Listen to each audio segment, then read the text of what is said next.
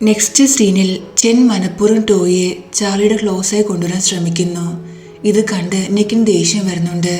നിക്ക് ചെന്നോട് വഴക്കുണ്ടാക്കിയ ശേഷം ടോയിയും കൊണ്ട് അവിടുന്ന് പോകുന്നു. ചെന്നോട് വഴക്കുണ്ടാക്കാതിരിക്കാൻ ടോയ് നിക്കിനോട് പറയുന്നുണ്ട്. അപ്പോൾ ടോയ്ക്ക് ഡോക്ടറിന്റെ കോൾ വരുന്നു. താങ്കളുടെ ഹോർമോൺസ് ഇപ്പോഴും നോർമൽ അല്ലെന്നും താങ്കൾക്ക് കുട്ടികൾ ഉണ്ടാകാനുള്ള ചാൻസസ് ഒരുപാട് കുറവാണെന്നും ഡോക്ടർ ടോയോട് പറയുന്നു. ഇത് കേട്ട് ടോയ് ഒരുപാട് സാഡ് ആകുന്നുണ്ട്. അവൻ നിക്കിനോട് നമ്മൾ കഷ്ടപ്പെട്ട എല്ലാം വെറുതെയായി. ഞാൻ മാരേജിന് വേണ്ടി ഹയർ ചെയ്ത പെൺകുട്ടി എൻ്റെ ബ്രദറിനെയാണ് സ്നേഹിക്കുന്നത്. ഞാൻ കാരണം നിങ്ങൾ രണ്ടാളും എത്രമാത്രം ഹർട്ടാണെന്ന് എനിക്കറിയാം. നമ്മളിതെല്ലാം ചെയ്ത് CEO പൊസിഷന് വേണ്ടിയായിരുന്നു. പക്ഷേ ആ പൊസിഷൻ ഒരിക്കലും എനിക്ക് കിട്ടില്ല.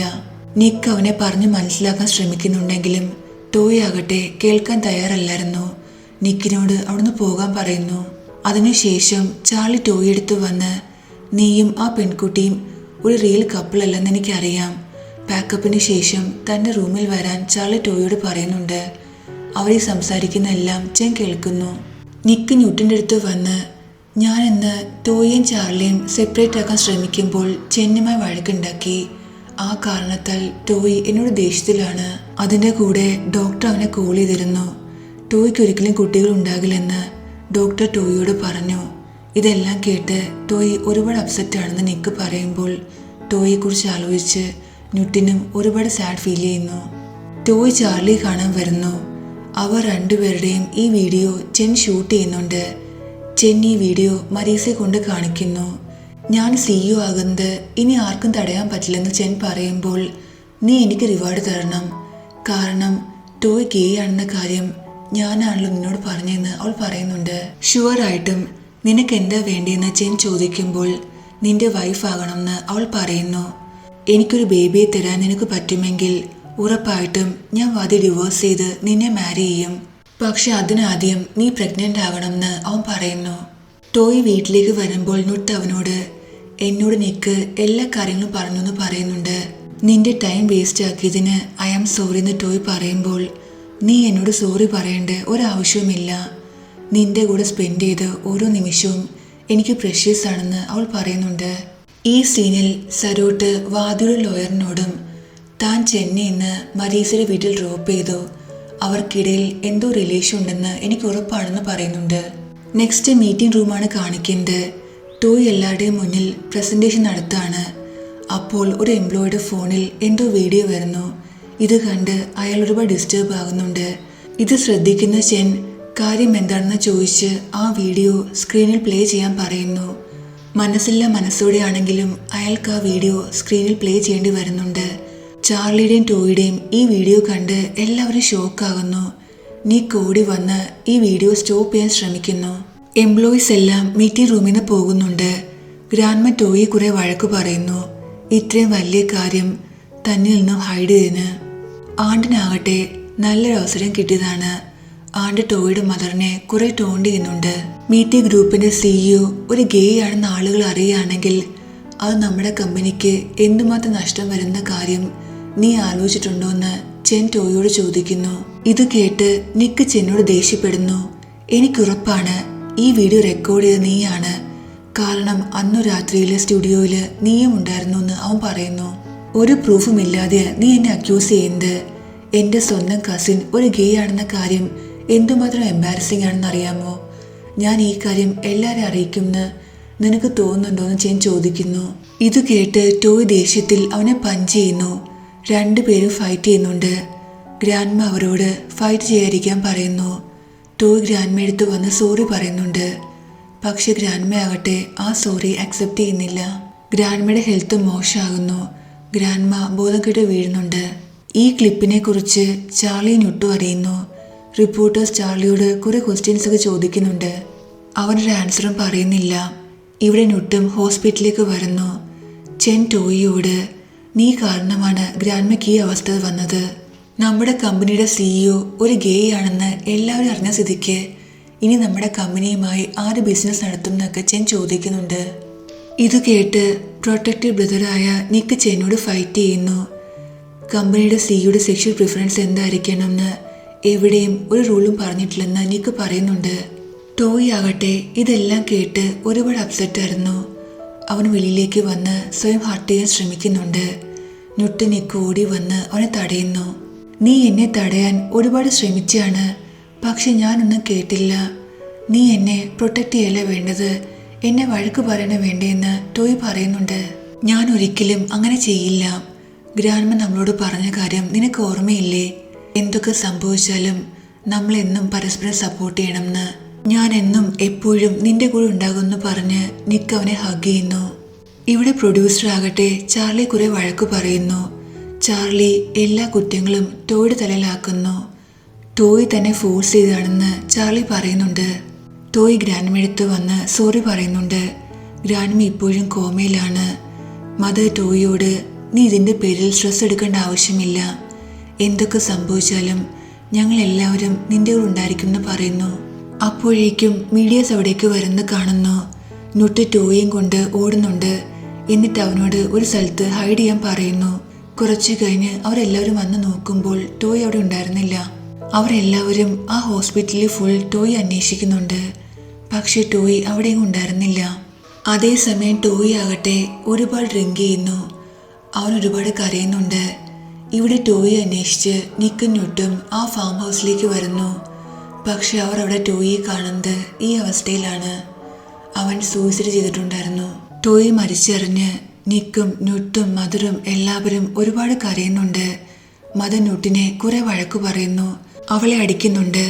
മദർ പറയുന്നത് നുട്ട് കാരണമാണ് ടോയ് വീണ്ടും ചാർലി എടുത്ത് പോയെന്നാണ്.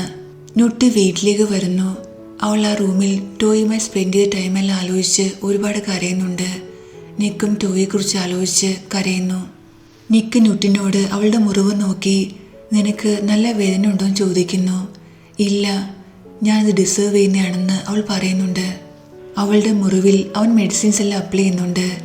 രണ്ടുപേരും ഒരുപാട് സാഡായിരുന്നു. ഹഗ് ചെയ്ത് ടോയെക്കുറിച്ച് ആലോചിച്ച് കരയുന്നുണ്ട്. നെക്സ്റ്റ് സീനിൽ നിക്കിൻ്റെ പോലീസ് ഫ്രണ്ടായ ഡൈം അവനോട് ടോയ് സൂയിസൈഡ് ചെയ്തതല്ല, അവനെ ആരോ കൊന്നയാണെന്ന് പറയുന്നുണ്ട്. ഇത് കേട്ട് എല്ലാവരും ഷോക്കാകുന്നു. നിനക്ക് ആരെങ്കിലും സംശയമുണ്ടോയെന്ന് ഡൈം ചോദിക്കുമ്പോൾ നിക്ക് ചെൻ്റെ പേര് പറയുന്നുണ്ട്. ടോയ് മരിക്കുകയാണെങ്കിൽ അതുകൊണ്ട് ഗുണമുള്ളത് ചെന്നാണ്. അവന് കമ്പനിയുടെ നെക്സ്റ്റ് CEO ആകാൻ പറ്റുമെന്ന് നിക്ക് പറയുന്നുണ്ട്. ഇന്നലെ രാത്രിയിൽ ചെൻ്റെ വീട്ടിൽ പോയിട്ടില്ല. അവൻ എവിടെയായിരുന്നെന്നറിയാൻ അവൻ്റെ കാറിന് ഡാഷ് ക്യാമറ നമുക്ക് ചെക്ക് ചെയ്യണമെന്ന് ഡൈം പറയുന്നുണ്ട്. നിക്കും ഫ്രണ്ട് കൂടി ചെൻ്റെ കാറിൽ വന്ന് ഡാഷ് ക്യാമറയുടെ മെമ്മറി കാർഡ് എടുക്കുന്നുണ്ട്. പക്ഷെ മെമ്മറി കാർഡ് അവരുടെ കയ്യിൽ നിന്ന് താഴെ വീഴുന്നു. അവർ എടുക്കാൻ ശ്രമിക്കുമ്പോൾ സരൂട്ട് അവിടേക്ക് വരുന്നുണ്ട്. ടോയുടെ ഫ്യൂണറലിന് വന്ന കുറേ ലേഡീസ് ടോയെക്കുറിച്ച് ഒരുപാട് മോശമായി സംസാരിക്കുന്നു. ഇത് കേട്ട് നിക്ക് അവരോട് ദേഷ്യപ്പെടുന്നുണ്ട്. നുട്ട് അവൻ്റെ അടുത്ത് വന്ന് അവനെ തടയുന്നു. എനിക്കറിയാം നീ സാഡാണെന്ന്, പക്ഷെ നീ ഒരു കാര്യം ഓർക്കണം, ഇപ്പോൾ നിന്റെ അമ്മയ്ക്ക് നീ മാത്രമേ ഉള്ളൂന്ന്. ഇവരിങ്ങനെ സംസാരിച്ച് നിൽക്കുമ്പോൾ മരീസ് അവിടേക്ക് വരുന്നു. മൂത്ത സഹോദരൻ്റെ ഫ്യൂണറൽ ഇതുവരെ കഴിഞ്ഞിട്ടില്ല. അതിനു മുന്നേ നീ ഇളയ സഹോദരനെ ഹഗ് ചെയ്യാണോ ചോദിക്കുന്നുണ്ട്. നീ എന്നെ റെസ്പെക്റ്റ് ചെയ്യുന്നില്ലെന്ന് എനിക്കറിയാം, എനിക്കതിൽ ഒരു പ്രോബ്ലവും ഇല്ല. പക്ഷെ ഈ സമയത്ത് നീ നിക്കിനെ കംഫർട്ട് ചെയ്യാണ് വേണ്ടത്, അല്ലാതെ ഇതുപോലെ സംസാരിക്കല്ലേ വേണ്ടതെന്ന് നിട്ട് പറയുന്നുണ്ട്. ഇവിടെ സരൂട്ടും വതിയും സംസാരിച്ച് നിൽക്കാണ്. അപ്പോൾ ചെൻ അവിടേക്ക് വരുന്നു. പെട്ടെന്ന് സരൂട്ട് അവിടുന്ന് ഓടി പോകുന്നുണ്ട്. ചെൻ വതിയെടുത്ത് വന്ന് ഡിവോഴ്സിനെ കുറിച്ച് ഒന്നുകൂടി ആലോചിക്കാൻ പറയുന്നു. പക്ഷെ വതി സ്ട്രോങ് ആയി തൻ്റെ ഡിസിഷൻ താൻ ഒരിക്കലും മാറ്റില്ലെന്ന് പറയുന്നു. നിക്കിൻ്റെ പോലീസ് ഓഫീസർ ഫ്രണ്ടായ ഡൈം അവനെ കോൾ ചെയ്ത് അവന് ചെൻ്റെ DNA വേണമെന്ന് പറയുന്നു. അവർക്ക് ടോയുടെ ബോഡിയിൽ നിന്ന് മർഡറിൻ്റെ DNA കിട്ടിയിട്ടുണ്ട്. ഈ DNAയുമായി ചെൻ്റെ DNA മാച്ച് ആകുമെന്നറിയാൻ വേണ്ടിയാണ് അവർ ചോദിക്കുന്നത്. DNA സാമ്പിൾ എടുക്കാൻ വേണ്ടി നിക്ക് ചെൻ്റെ ഓഫീസിൽ വരുന്നു. അവിടെ എവിടെയെങ്കിലും അവൻ്റെ ഹെയർ കിട്ടുമെന്നറിയാൻ. പക്ഷെ ആ സമയത്ത് ചെൻ അവിടേക്ക് വരുന്നുണ്ട്. നിക്ക് പെട്ടെന്ന് സബ്ജക്റ്റ് മാറ്റി ഫ്യൂണറൽ സർവീസിന് നീ വരുന്നു ചോദിക്കാൻ വന്നതാണെന്ന് പറയുന്നുണ്ട്. പക്ഷെ ചെന്നാകട്ടെ ഇത് വിശ്വസിക്കുന്നില്ല. ലാസ്റ്റ് നിക്ക് ഡയറക്റ്റായിട്ട് അവനോട് ചോദിക്കുന്നു, ടോയ് മരിച്ച സമയത്ത് നീ എവിടെയായിരുന്നു എന്ന് അറിഞ്ഞിട്ട് നിനക്ക് എന്ത് വേണമെന്ന് ചെൻ ചോദിക്കുമ്പോൾ നിക്ക് അവനെ പഞ്ച് ചെയ്യുന്നുണ്ട്. ഇവരിങ്ങനെ ഫൈറ്റ് ചെയ്യുമ്പോൾ സരൂട്ട് അവിടേക്ക് ഓടി വരുന്നു. എന്നിട്ട് നിക്കിനെ പിടിച്ചു മാറ്റുന്നുണ്ട്. നിക്ക് സത്യത്തിൽ ചെന്നെ പഞ്ച് ചെയ്ത് അവൻ്റെ ബ്ലഡ് സാമ്പിൾ കളക്ട് ചെയ്യാൻ വേണ്ടിയായിരുന്നു. അങ്ങനെ ആകുമ്പോൾ അവന് ചെൻ്റെ DNA കിട്ടും. ഇവിടെ മദർ നുട്ടിനെ കാണുമ്പോൾ ഒരുപാട് വയലൻ്റ് ആകുന്നു. കാരണം മദർ ഇപ്പോഴും വിശ്വസിക്കുന്നത് ടോയിയുടെ മരണത്തിന് കാരണം ന്യൂട്ടാണെന്നാണ്. ഡോക്ടർ മദറിനെ ചെക്ക് ചെയ്ത ശേഷം ടോയിയുടെ മരണം കാരണം മദർ ഇപ്പോൾ ഡിപ്രഷനിലാണെന്നും ന്യൂട്ടിനോട് മദറിൽ നിന്ന് ഡിസ്റ്റൻസ് കീപ്പ് ചെയ്യാനും പറയുന്നു. ഇവിടെ ലോയ ചെന്നോട് പറയുന്നു 2 വർഷത്തിനുള്ളിൽ അവന് ബേബി ഉണ്ടായില്ലെങ്കിൽ CEO പൊസിഷൻ ചെന്നിന് പകരം നിക്കിന് കിട്ടുമെന്ന്. ന്യൂട്ട് നിക്കിനോട് ഫ്യൂണറലിന് ശേഷം ഞാനിവിടെ നിൽക്കില്ലെന്നും ഞാൻ തിരിച്ച് വീട്ടിലേക്ക് പോകുകയാണെന്നും പറയുന്നു. നിക്ക് അവളോട് പോകരുതെന്ന് പറയുന്നുണ്ട്. ഇല്ല, ഞാനിവിടെ താമസിക്കുന്നത് ശരിയല്ല, എനിക്കതിന് പറ്റില്ലെന്ന് അവൾ പറയുമ്പോൾ എൻ്റെ കാര്യമോ, ഞാനിവിടെ എങ്ങനെ ജീവിക്കുമെന്ന് അവൻ ചോദിക്കുന്നുണ്ട്. ന്യൂട്ട് മറുപടി ഒന്നും പറയാതെ അവിടുന്ന് പോകുന്നു. ഡിവോഴ്സിന് വേണ്ടി വാദിയും ചെന്നുമെല്ലാം കോർട്ടിലേക്ക് വന്നിരിക്കുകയാണ്. പക്ഷെ കോർട്ടിൻ്റെ വെളിയിൽ വെച്ച് വാദി തല കറങ്ങി വീഴുന്നുണ്ട്. അവരെല്ലാവരും അവളെ ഹോസ്പിറ്റലിലേക്ക് കൊണ്ടുവരുന്നു. ഡോക്ടർ അവരോട് വാദി പ്രഗ്നൻ്റ് ആണെന്ന് പറയുന്നുണ്ട്. ഇത് കേട്ട് മദർ ഹാപ്പി ആകുന്നു. പക്ഷെ ചെന്നാകട്ടെ ഷോക്കാകുന്നുണ്ട്. കാരണം ഈ ബേബി തൻ്റെ അല്ലെന്ന് അവൻ അറിയാമായിരുന്നു. അവൻ വാദിയോട് വീട്ടിലേക്ക് വരാൻ പറയുന്നു. വീട്ടിൽ വന്ന ശേഷം ചെൻ വാദിയെ ഒരുപാട് അടിക്കുന്നുണ്ട്. പക്ഷെ ലാസ്റ്റ് CEO പൊസിഷന് വേണ്ടി ഈ ബേബിയെ സ്വന്തം ബേബിയെ വളർത്താൻ അവൻ തയ്യാറാകുന്നു. പക്ഷെ വാദിയാകട്ടെ ഇതിന് തയ്യാറല്ലായിരുന്നു. നീ ഇതിന് സമ്മതിച്ചില്ലെങ്കിൽ നിന്നെയും നിന്റെ ലവറിനെ ഞാൻ കൊല്ലുമെന്ന് ചെൻ ഭീഷണിപ്പെടുത്തുന്നുണ്ട്. തൻ്റെ ലവറിനെ ഒന്നും ചെയ്യരുതെന്ന് വാദി പറയുന്നു. ശരി, ഞാൻ അവനെ ഹർട്ട് ചെയ്യില്ല, അവൻ ആരാണെന്ന് ഞാൻ ചോദിക്കുക പോലുമില്ല. പക്ഷേ അതിനു പകരമായി ഞാൻ പറയുന്ന പോലെയെല്ലാം നീ ചെയ്യണം. നിനക്ക് ഡിവോഴ്സ് തരാൻ ഞാൻ തയ്യാറല്ലെന്ന് ചെൻ പറയുന്നുണ്ട്. ഇതെല്ലാം കേട്ടിട്ട് സരൂട്ടിന് നല്ല ദേഷ്യം വരുന്നുണ്ടെങ്കിലും അവനൊന്നും റിയാക്ട് ചെയ്യാൻ പറ്റുന്നില്ല. ഇവിടെ പോലീസ് ഫ്രണ്ടായ ഡൈം നിക്കിനോട് ടോയിയുടെ കൊലയാളി ചെൻ അല്ലെന്ന് പറയുന്നു. കാരണം DNA സാമ്പിൾസ് മാച്ച് ആയിട്ടില്ല. ടോയിയുടെ ബോഡി എടുത്തുനിന്ന് കിട്ടിയ കുറേ കാർഡ്സ് പോലീസ് ഓഫീസർ അവരെ കാണിക്കുന്നുണ്ട്. ഈ കാർഡ് നിങ്ങൾക്കറിയാമോ എന്ന് ചോദിക്കുമ്പോൾ ഇത് ടോയിയുടെ ആണെന്ന് ന്യൂട്ട് പറയുന്നുണ്ട്. സരൂട്ട് വാദിയോട് ഞാൻ ചെന്നോട് എല്ലാ സത്യങ്ങളും പറയാൻ പോകുകയാണെന്ന് പറയുന്നു. അത് പറഞ്ഞിട്ട് ഒരു കാര്യവുമില്ല, ചെൻ എന്തായാലും എന്നെ ഫോഴ്സ് ചെയ്യുമെന്ന് അവൾ പറയുന്നുണ്ട്. സരൂട്ടിനാകട്ടെ എന്ത് ചെയ്യണമെന്നറിയില്ല. വാദിയെയും തൻ്റെ ബേബി ഒഴിവാക്കാൻ അവൻ തയ്യാറല്ലായിരുന്നു. അവൻ ഒരുപാട് ഹെൽപ്ലെസ് ഫീൽ ചെയ്യുന്നുണ്ട്. ന്യൂട്ട് റൂമിൽ വരുമ്പോൾ ഡ്രോയറിൽ നിന്ന് അവൾക്ക് ആ സെയിം കാർഡ് കിട്ടുന്നുണ്ട്. അവൾക്കപ്പോൾ മനസ്സിലാകുന്നു പോലീസ് കാണിച്ചത് ടോയിയുടെ കാർഡല്ല, ആ മർഡറിൻ്റെ കാർഡാണെന്ന്. അവൾ നിക്കിൻ്റെ അടുത്തേക്ക് ഓടി വന്ന് എല്ലാ കാര്യങ്ങളും പറയുന്നു. കാർഡ് കാണുമ്പോൾ നിക്കിന് മനസ്സിലാകുന്നു ഇത് ചാർലിയുടെ ആണെന്ന്. നിക്കും അവൻ്റെ പോലീസ് ഫ്രണ്ടും കൂടി ആ വീട്ടിലേക്ക് വരുന്നുണ്ട്. പക്ഷേ ചാർലി അവിടെ ഉണ്ടായിരുന്നില്ല. അതേസമയം ചാർലി ടോയിയുടെ ബോഡി വെച്ചിരിക്കുന്ന ആ സ്ഥലത്തേക്ക് വരുന്നു. എന്നിട്ട് ടോയിയോട് സോറി പറയുന്നുണ്ട്. ഇനി ഫ്ലാഷ് ബാക്ക് ആണ് കാണിക്കുന്നത്. ടോയി മരിച്ച ദിവസം രാത്രി വീഡിയോ കണ്ട് ദേഷ്യത്തിൽ ചാർലി ടോയി കാണാൻ വരുന്നുണ്ട്. അവൻ ഓടി വന്ന് ചാർലി ഹഗ് ചെയ്യുന്നുണ്ട്. പക്ഷെ ചാർലി വിചാരിക്കുന്നത് ഈ വീഡിയോ റെക്കോർഡ് ചെയ്ത് നിക്കാണെന്നാണ്. കാരണം നിക്കിന് തന്നെ ഇഷ്ടമല്ലെന്ന് ചാർലി പറയുന്നു. ടോയി ചാർലിയെ പറഞ്ഞ് മനസ്സിലാക്കാൻ ശ്രമിക്കുന്നുണ്ട്. നിക്ക് ഒരിക്കലും അങ്ങനെ ചെയ്യില്ലെന്ന്. ചാർലി ടോയിയോട് ആ വീഡിയോ ക്ലിപ്പിൽ ടോയിയുടെ കൂടെയുള്ളത് താനല്ലെന്ന് എല്ലാവരോടും പറയാൻ പറയുന്നു. ഈ വീഡിയോ കാരണം തൻ്റെ കരിയർ നശിക്കുമെന്ന് ചാർലി പറയുന്നുണ്ട്. ഇത് കേട്ട് ടോയ് ദേഷ്യത്തിൽ അവനോട് അവിടുന്ന് പോകാൻ പറയുന്നു. എന്നിട്ട് അവിടുന്ന് പോകാൻ ശ്രമിക്കുമ്പോൾ ചാർലി അവനെ തടയാൻ ശ്രമിക്കുന്നുണ്ട്. രണ്ടുപേരും ഇങ്ങനെ ചെറുതായിട്ട് ഫൈറ്റ് ചെയ്യുന്നു. ചാർലി മനഃപൂർവ്വം ടോയെ കൊല്ലാൻ വേണ്ടി ചെയ്തതല്ല.